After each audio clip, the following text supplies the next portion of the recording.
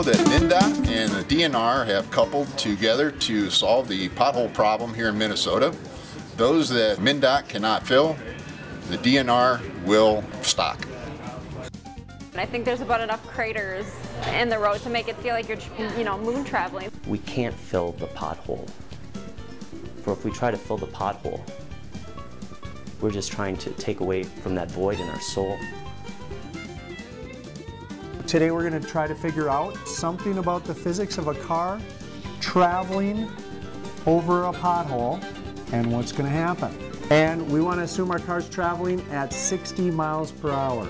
It's sort of like hitting the curb. Keeping the water out of our substructures of our pavements is the key to keeping potholes out of our highways in Minnesota. Much of the force is going to be transferred back like this, not vertically like the shock is intended.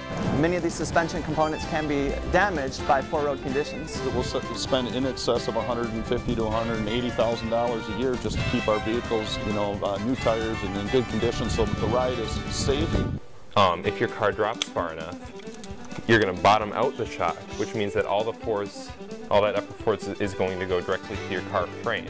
What we sometimes see is that electronic components could also be damaged in addition to the steering suspension component. All of the force, which we calculated to be about 2,000 foot-pounds, is transferred to the walls of the pothole equally.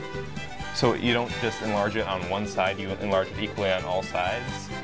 We need to effectively control the water seeping into the pavement by seal coating, crack sealing. And the only way that's going to get done is we need to spend more dollars on our transportation system to keep that water out. We've spent, between my husband and I, on our cars, on alignment, we've spent hundreds of dollars. In some instances the roads are so rough that it actually rattles our clients' teeth loose.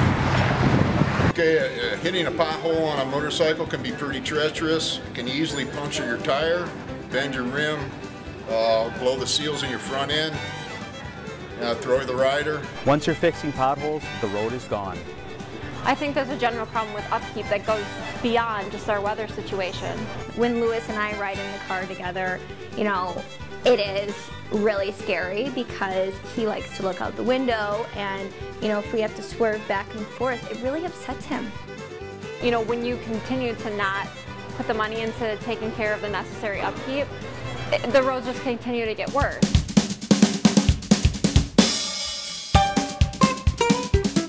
A woman from Becker, Minnesota is lucky to be alive after an 11-pound chunk of concrete hit her car as she was driving on I-35 south of Duluth. Another car hit a pothole which put the piece of concrete into her windshield. One can only imagine the effect on her heart rate as she tried to swerve and keep the car on the road. Oh man, look at this pothole. Yeah, another problem we have to fix.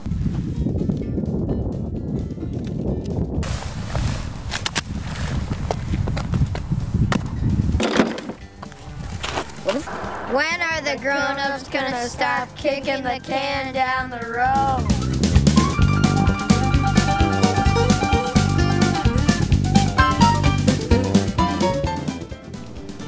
I'm Margaret Donahoe, the Executive Director of the Minnesota Transportation Alliance.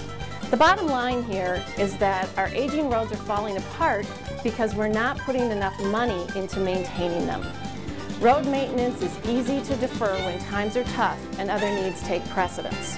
But potholes are not simply a nuisance. They're costly and they're a safety hazard as drivers swerve to avoid them.